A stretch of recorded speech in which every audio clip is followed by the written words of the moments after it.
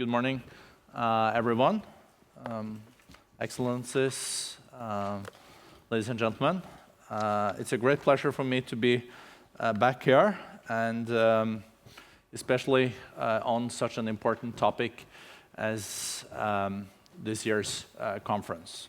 And also as a curtain raiser for tomorrow's presentation of the white paper, it could not have been better.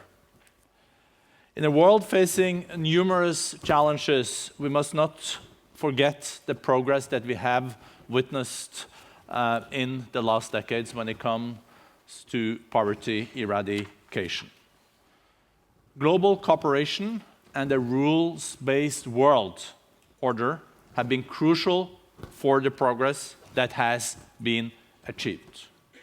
As human rights have evolved, they also have played an increasingly important role.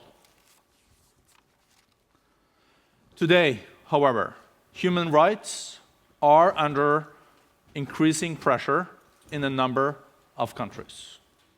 Peaceful protests are being suppressed. Minorities are being persecuted. Censorship and political control of the media are widespread in many parts of the world. Journalists and human rights defenders have become the target of threats and intimidation or subject to arbitrary arrests. The political space for civil society is shrinking, and civil society organizations are being more closely monitored. In addition, repressive legislation appears to be spreading. We must continue to defend human rights and to develop and strengthen strategic alliances across regions and with civil society. In international forums, human rights are subject to increasing intense debates which question the definition and content of these rights. A growing number of countries are working actively to gain acceptance for restrictive interpretations of human rights. It is a bit surprising in the 21st century that this is taking place, but unfortunately we are also seeing in important international forums that there are being formed strategic alliances to this end, often across regions and across religious and political divides. We can never accept relativism when it comes to human rights.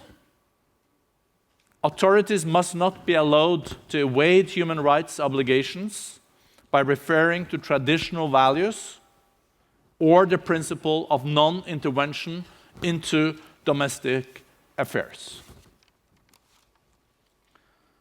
A worsening human rights situation is often a telling sign of an impending crisis. The international community saw this, for example, being unfolding in South Sudan,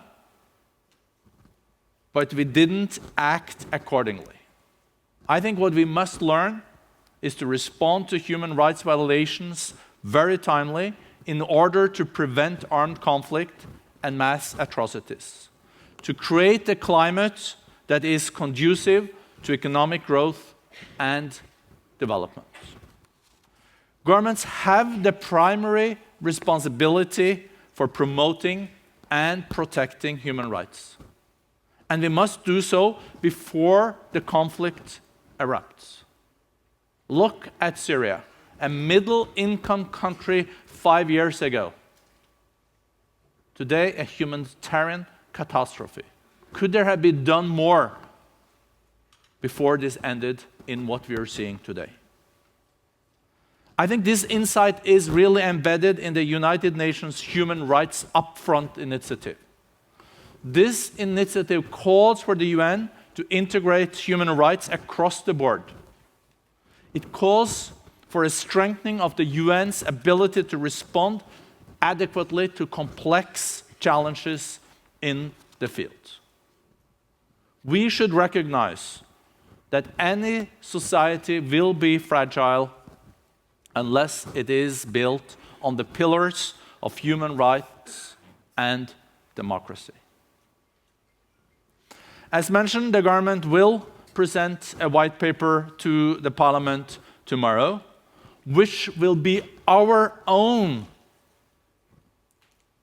human rights upfront initiative for integrating human rights into all aspects of Norway's foreign policy and development policy. This is the first white paper in 15 years on this topic. We will work to narrow the gap between the human rights obligations countries are committed to and the reality that exists for individuals on the ground. This requires a concerted effort, and we will work with others multilaterally. In the Human Rights Council, the Council of Europe, and in other arenas and bilaterally. A democratic society needs watchdogs, human rights defenders, independent media, and civil society organizations. We will strengthen our efforts to ensure that these watchdogs are empowered and listened to. We will build knowledge and respect for human rights through education and capacity building.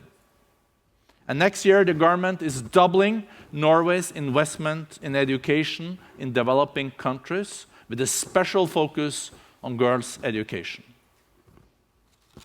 We will develop and uphold institutions that enforce human rights. We will promote the rule of law and fair and effective legal systems. We will promote the rights of girls and women. Specifically, we will educate girls and fight child labor. We will battle early marriage and female genital mutilation. We will counter discrimination against people who are vulnerable due to disabilities, religious beliefs, ethnicity, sexual orientation, and gender identity. Norwegian support shall make it possible for states to ensure that all individuals have the same rights in practice. We apply human rights-based approach to development, both because it is the right thing to do and because it works. Norwegian development assistance will strengthen the ability of partner governments to implement their human rights obligations and the population's ability to claim their rights. Rights-based development is sustainable development. Democratic and transparent societies tend to be less corrupt, more peaceful, and more open to innovation. Good governance, respect for human rights, and development are interlinked. We must promote them all. Therefore, our development partners must demonstrate willingness to govern in accordance with the principles of human rights, democracy, and the rule of law.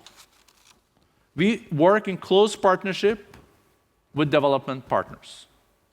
Where we provide substantial aid, we will also be more actively engaged.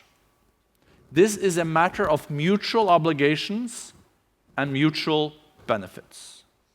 We commit to being an active partner and a predictable donor. Our partners commit to meeting their obligations, and we expect them to pursue policies that promote gender equality, respect for human rights, and the rule of law. Serious violations of basic conditions for development assistance will have consequences. We will not subsidize bad policies. In countries where developments are negative, we will consider reducing bilateral aid or look into alternative channels for support. Nevertheless, we do acknowledge the difficulties this may involve. And our aim is to stay engaged while holding our partners accountable. At the global level, we call for human rights to be at the heart of the new Sustainable Development Goals, the post-2015 development agenda that the UN General Assembly will adopt in September next year. And the intergovernmental process has started and will continue. There will also be a Monterey 2 in Addis, where we will look at the mobilization of the resources in the developing countries, but also on the commitments from the developed world.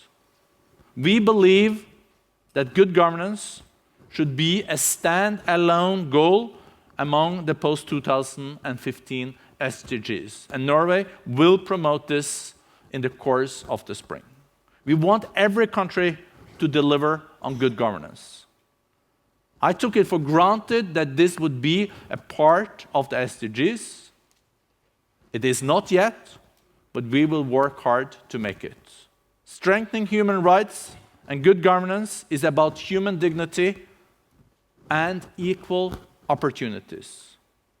But it is also about sustainable peace and inclusive growth. That's why the topic is very timely today. Thank you.